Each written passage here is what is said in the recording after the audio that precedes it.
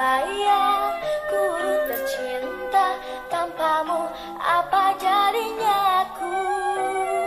Tak bisa baca tulis, mengerti banyak hal, guruku, terima kasihku.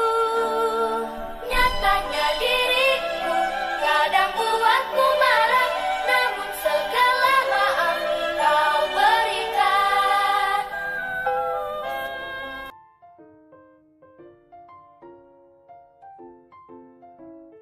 Bu Rina, selamat malam. Apakah Ibu mempunyai waktu luang saat ini? Waalaikumsalam, selamat malam juga Bu. Ada apa Bu? Saya lihat sepertinya Ibu agak murung, tidak bersemangat seperti biasanya. Ayo Bu, kita ngobrol. Ya Bu, mohon maaf Bu. Saya jadinya mengganggu waktu Ibu. Tidak apa-apa ya Bu? Wah, tidak apa-apa Bu. Begini Bu, saya mau curhat sedikit sih Bu tentang apa yang saya rasakan saat ini. Ya masalah lah sedikit Bu, minta pandangan mungkin atau Ibu bisa membantu saya untuk solusinya.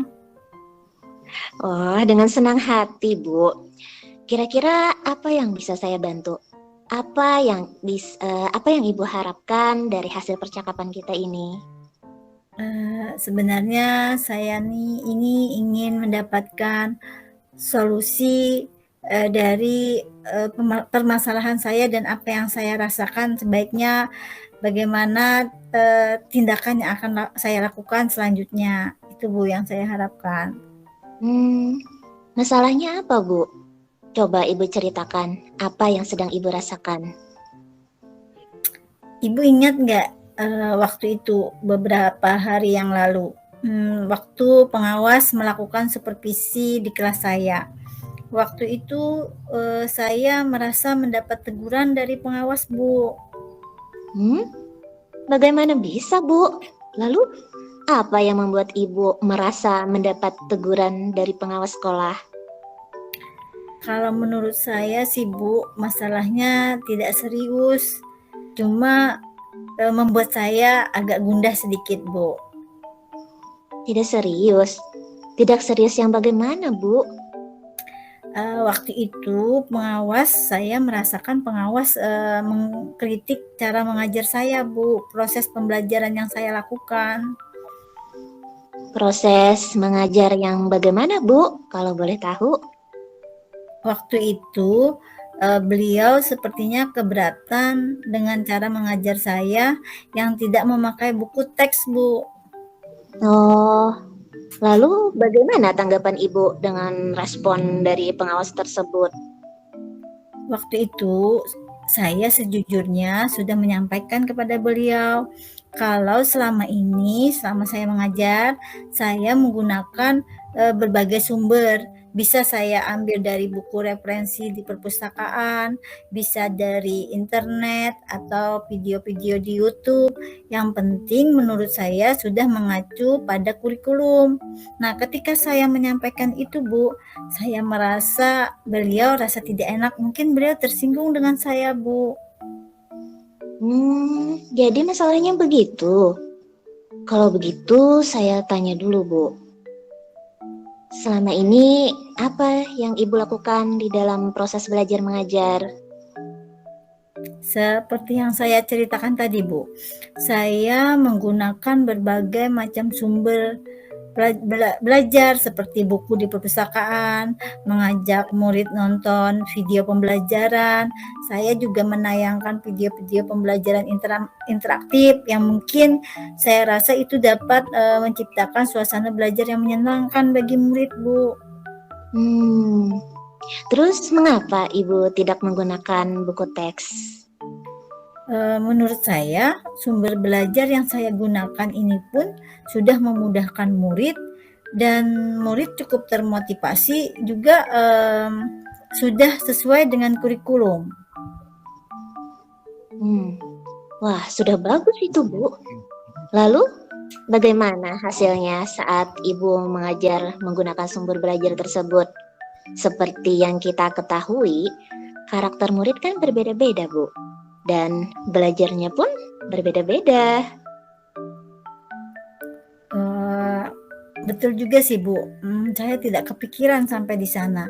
Saya tidak kepikiran mensesuaikan sumber belajar saya dengan perbedaan murid. Mungkin setelah saya pikir-pikir, ingat-ingat, memang ada sih beberapa murid yang masih kurang maksimal hasil belajarnya, Bu. Itulah Bu, pentingnya buku teks sebagai sumber belajar. Mungkin harapan dari pengawas kemarin adalah seperti itu, Bu, supaya Ibu menggunakan sumber belajar juga dengan buku teks, selain yang Ibu sebutkan tadi.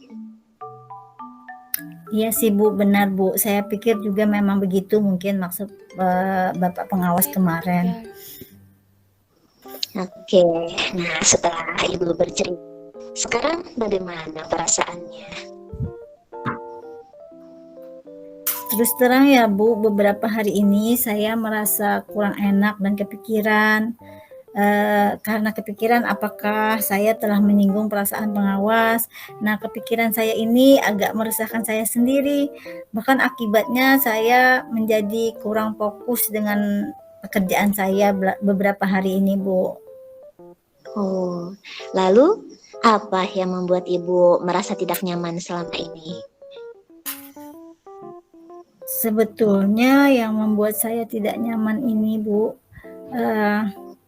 Bapak pengawas menyampaikan hal tadi, Bu, hal yang saya ceritakan tadi kepada pengawas, kepada kepala sekolah, Bu.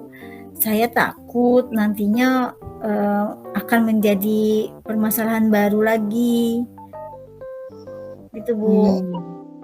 Oh, yang membuat Ibu merasa tidak nyaman, adalah saat supervisi itu karena Ibu tidak menggunakan buku teks sebagai sumber belajar. Dan ketika pengawas memperingatkan Ibu memberikan argumen sehingga hal itu membuat menurut Ibu merasa tersinggung, lalu menyampaikannya kepada kepala sekolah. Begitu ya, Bu? Iya Bu, saya pikir waktu itu saya memang menyampaikan mungkin agak terlalu bersemangat. Mungkin ada kesan bagaimana begitu Bu. Kira-kira yang saya pikirkan sekarang ini Bu, apakah saya nanti ditegur lagi dengan kepala sekolah, apakah saya dipanggil atau tidak, itu Bu yang saya pikirkan sekarang. Nah Bu, tentang dipanggil dan ditegur itu jangan dipikirkan Bu. Coba menurut Ibu, apa yang bisa Ibu refleksikan dari masalah ini? Kalau menurut saya, untuk masalah ini, saya bisa refleksi diri kembali ya Bu. Jika nanti mungkin ditegur kepala sekolah, saya kan memang harus siap untuk menjelaskan permasalahannya dan kondisi atau situasi yang saya hadapi kemarin. Dan pasti beliau mungkin nanti akan memberikan saran kepada saya, masukan kepada saya, dan saya juga akan siap juga menerima saran dari beliau Bu. Dan juga saya tetap akan menambah semangat mengajar saya Bu, dengan menambahkan sumber belajar, tidak meninggalkan buku teks Bu. Nah betul itu Bu. Terus dari apa yang sudah Ibu sampaikan, apa rencana Ibu ke depannya? Rencana saya, daripada saya berpikir dipanggil atau tidak, lebih baik saya yang menemui kepala sekolah. Dan saya ingin mengkonsultasikan, membicarakan hal ini kepada beliau. Mungkin beliau nanti akan memberikan bagaimana pendapat dan pandangan beliau. Begitu Bu. Iya, lalu apakah ada hal lain yang akan dilakukan? Saya juga berencana untuk menemui Bapak pengawas. Saya akan meminta maaf kepada beliau mungkin waktu kemarin saya menyampaikan alasan itu terlalu bersemangat lah gitu. Saya akan minta maaf pada beliau. Kemudian terkait ke proses belajar, kedepannya saya juga akan menggunakan buku teks dengan tetap juga memvariasikannya dengan sumber-sumber belajar lain seperti yang saya sudah lakukan, Bu. Lalu bagaimana dengan proses belajar mengajar Ibu selanjutnya? Ya, Bu, saya tetap akan memakai sumber-sumber belajar yang bervariasi, yang macam-macam, yang seperti saya lakukan, tetapi tetap juga menggunakan buku teks sebagai pelengkap dari sumber belajar. Karena murid mungkin akan lebih bagus lagi kan, Bu, bila ada tambahan lagi, buku teks ada, sumber belajar penunjang lainnya juga ada. Iya, langkah yang Ibu ambil sudah tepat sekali. Saya setuju dengan gagasan itu, Bu. Alhamdulillah, Bu. Setelah berbicara dengan Ibu sih, sekarang ini saya merasa lega karena jujur saya takut mengambil langkah dalam menyelesaikan perasaan kegelisahan yang saya rasakan ini.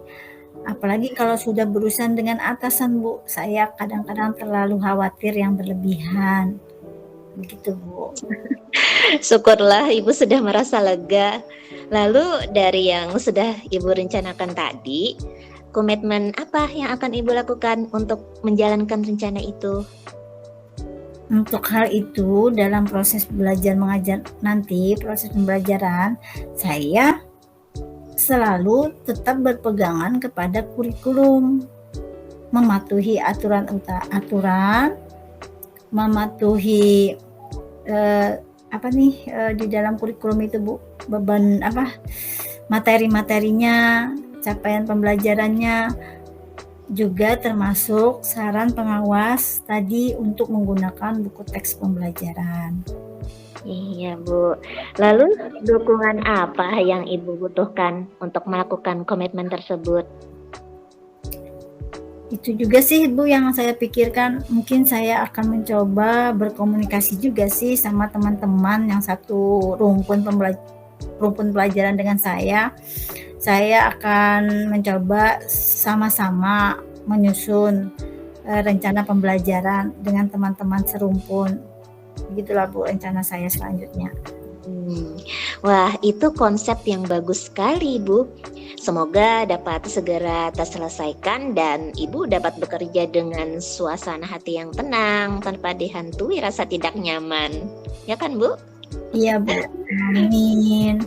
Terima kasih banyak ya, Bu, untuk waktunya mendengarkan keluh kesah apa yang saya rasakan. Saya merasa sedikit lega nih, Bu. Semoga nanti kita ya, Bu, dapat menjadi guru-guru yang berpihak pada murid lah, Bu, dan menjadi teladan yang baik untuk murid dan teman-teman kita juga. Amin, amin. Sama-sama, Bu. Oh ya, Bu, kebetulan ini makan malam sudah siap. Mari, Bu, kita makan sama-sama. Waduh, maaf banget ya, Bu. Saya tadi siang sudah ada janji sama murid, katanya mau ke rumah saya juga, Bu. Lebih baik saya pulang dulu ya, Bu. Nanti kita sambung lagi ya, Bu. Oh, begitu ya, Bu. Baiklah, Bu. Nanti lain kali ya kita ngobrol lagi. Silakan, Bu. Ya, Bu. Permisi ya, Bu. Assalamualaikum, Bu. Waalaikumsalam warahmatullahi wabarakatuh.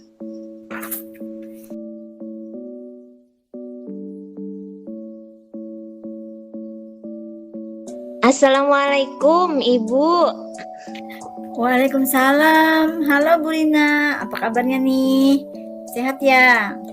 Alhamdulillah, sehat dan baik, Bu. Saya mau membicarakan sesuatu nih, Bu. Oh, silakan, Bu. Apa nih yang mau kita bicarakan, mau kita bincang-bincangkan apa nih? Begini, Bu. Saya itu bingung. Mau mulai dari mana ya? Ya, coba Ibu ceritakan saja. Apa sih yang Ibu rasakan saat ini? Saya itu bingung, Bu. Minggu depan anak-anak sudah waktunya penilaian akhir semester. Tapi ada satu siswa saya yang jarang masuk sekolah. Saya khawatir kalau dia ketinggalan pelajaran. Oh, terus bagaimana pendapat Ibu?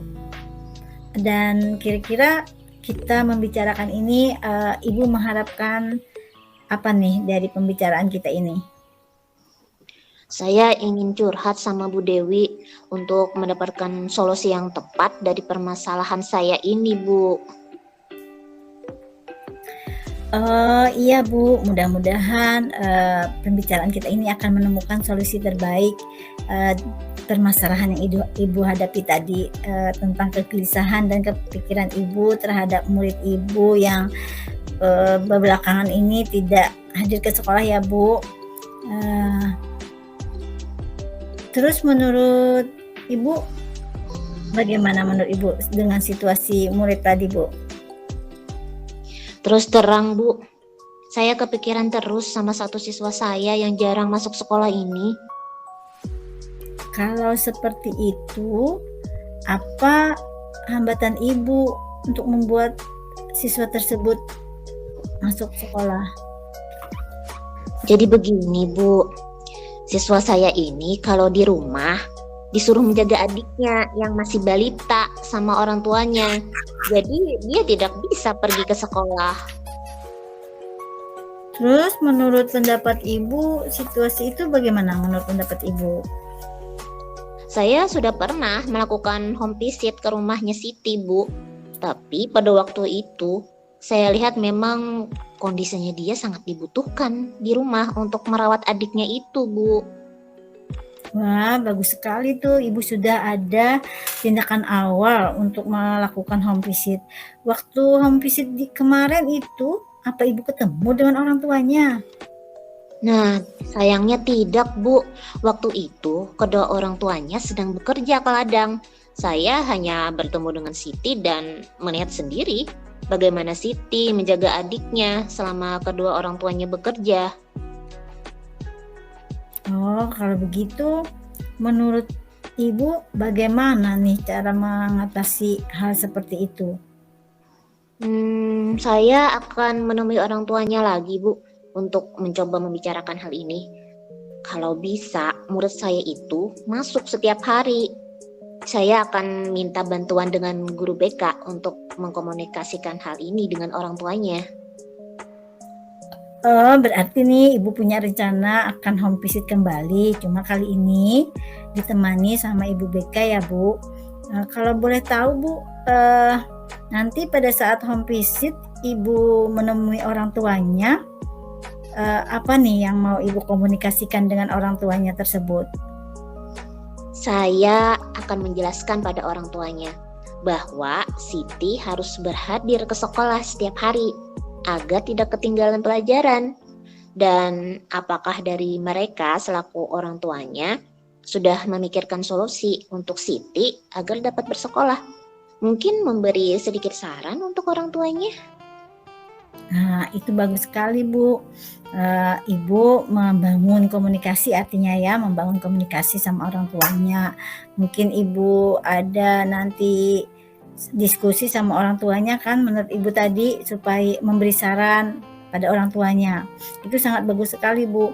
Terus bagaimana Bu tindak lanjut yang akan Ibu lakukan setelah nanti ketemu dengan orang tuanya, setelah berbicara tadi, tindak lanjut Ibu apa nih setelahnya?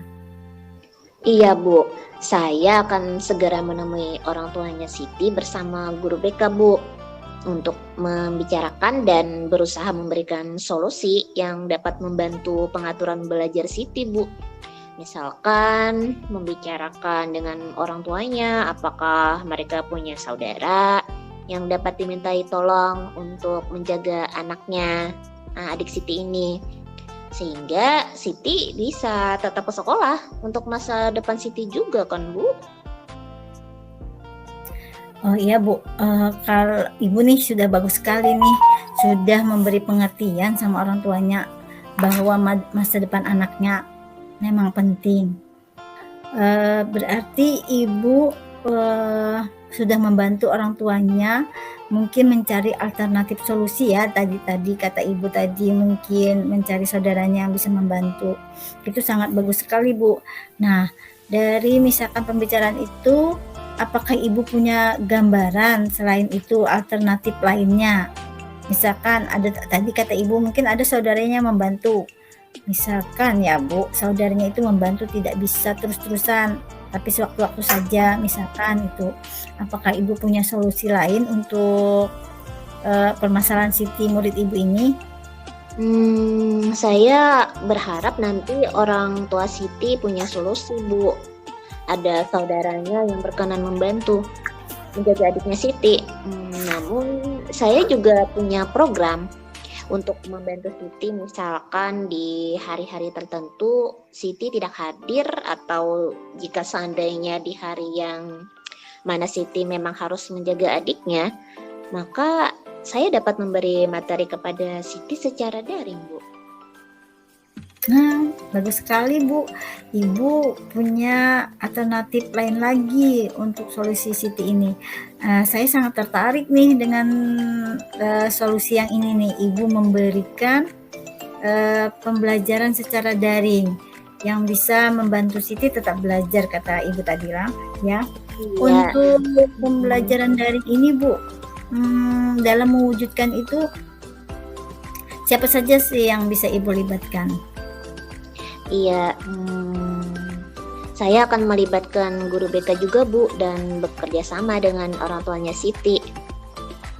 Ya, pembelajaran daring itu kan biar bisa dipelajari Siti di rumah, sehingga dia tidak ketinggalan pelajaran. Kalau boleh tahu Bu, pembelajaran daring seperti apa nih Bu? Bisa jadi saya mengirim video pembelajaran atau modul ajar atau semacam handout materi gitu melalui WA atau melalui Google Classroom mungkin. Wah, bagus nih. Berarti untuk Siti artinya kan sudah Ibu fasilitasi nih, bisa dengan belajar daring sewaktu-waktu. Ya, saya harap sih mudah Ibu dengan solusi yang Ibu ambil ini, saya sih sangat apresiatif dengan ide Ibu. Sekarang Ibu gimana rasanya? Sudah menemukan solusi dari kegundahan Ibu tadi dengan kondisi Siti. Ternyata Ibu punya solusinya sudah. Gimana nih rasanya, Bu? Iya, Bu, rasanya saya sudah merasa lega nih, sudah berbincang-bincang dengan Ibu nih. Ya, bagus Bu. Alhamdulillah saya salut dengan Ibu, alternatif yang Ibu berikan untuk murid Ibu. Ibu memang hebat, pasti Ibu bisa. Semangat ya, Bu. Iya, Bu, terima kasih sudah mau mendengarkan curhat saya. Sekarang saya mengetahui apa yang harus saya lakukan supaya bisa menyelesaikan masalah tersebut, Bu. Alhamdulillah. Ada lagi nih yang mau disampaikan, Bu? Cukup ya, Bu? Ada lagi ya? Mungkin nanti kalau misalnya saya mau curhat lagi, boleh kan, Bu? Boleh banget, Bu. Kita sama-sama kok, Bu. Mudah-mudahan lah kita jadi guru yang berpihak pada murid ya, Bu. Bisa memenuhi kebutuhan, Bu. Ya, alhamdulillah. Sekarang saya sudah merasa lega dan nyaman, Bu. Terima kasih, Bu. Ya, sama-sama, Bu. Ayo kita lanjut lagi ya, masuk kelas kita masing-masing. Iya, Bu. Permisi ya, Bu. Saya duluan. Iya.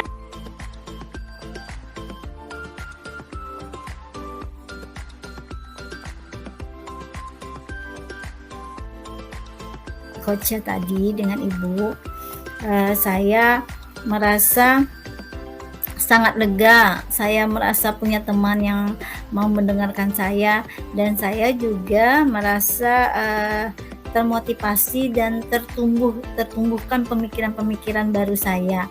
Tadi saya mengkonsultasikan tentang perasaan saya setelah disupervisi.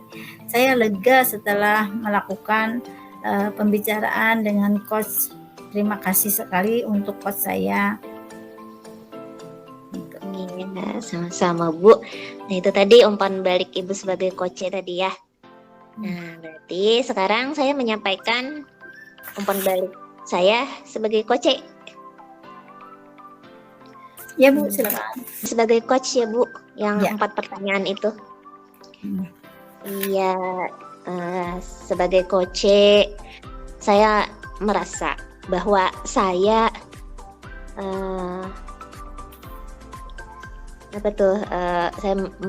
saya merasa didengarkan dengan baik dan dihargai atas pandangan dan perasaan.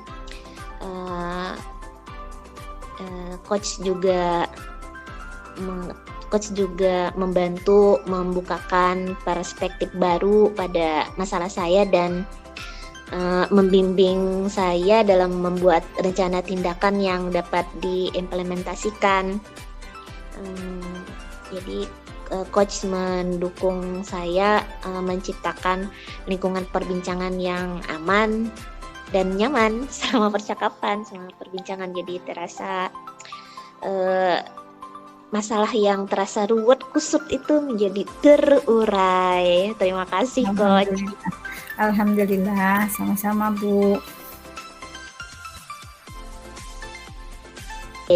Mengidentifikasi masalah dan solusi potensial. Kemudian saya memberikan pujian dan pengakuan atas keberanian Koce untuk berbicara tentang masalahnya. Saya juga berhasil mengarahkan percakapan menuju rencana tindakan yang konkret. Kemudian apa yang masih perlu diperbaiki atau ditingkatkan? Hal yang perlu ditingkatkan, saya bisa lebih fokus pada menjaga keseimbangan antara mendengarkan aktif dan memberikan arahan atau panduan. Gitu. Dalam hal teknik refleksi dan menyusun pertanyaan, saya mungkin dapat lebih beragam untuk membantu Koce lebih mendalam dalam pemahamannya. Nah, terus apa yang saya lakukan untuk tetap dalam kondisi presence atau kehadiran penuh sebelum dan saat melakukan coaching? Ya, saya memastikan bahwa saya berada dalam kondisi mental yang tenang dan fokus sebelum memulai percakapan. Saya menjauhkan gangguan dan berkomitmen untuk sepenuhnya hadir selama sesi coaching. Nah, terus apa yang akan saya lakukan untuk memperbaiki atau meningkatkannya? Nah, saya memastikan saya akan berusaha untuk lebih mengasah keterampilan dalam merumuskan pertanyaan reflektif yang lebih mendalam dan berbobot. Selain itu, saya akan berusaha untuk lebih sensitif dalam membaca isyarat nonverbal Koce guna mengukur bagaimana ia merespons dan mengadaptasi pendekatan saya sesuai dengan kebutuhannya. Begitu Ibu refleksi diri dari saya sebagai coach.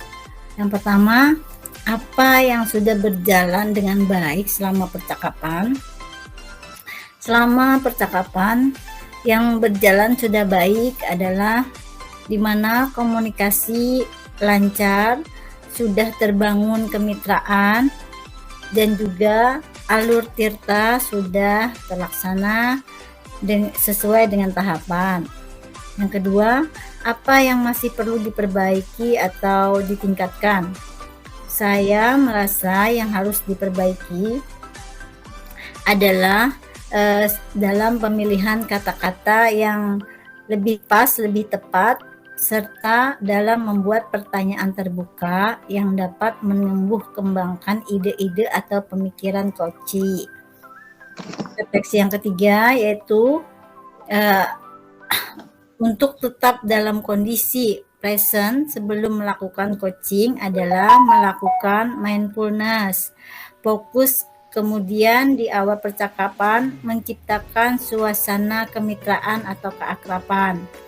Hadir sepenuhnya di dalam prosesnya, yaitu proses aktif dan menghindari sesuatu yang dapat menimbulkan distraksi atau peralihan perhatian saya. Refleksi keempat, apa yang saya lakukan untuk dapat meningkatkan coaching adalah dengan melatih dengan berpedoman pada paradigma coaching tersendiri dan tetap memegang prinsip-prinsip coaching. Juga selalu melakukan refleksi diri setelah melakukan coaching. Nah, begitu Bu Rina. Wah, bagus sekali. Alhamdulillah.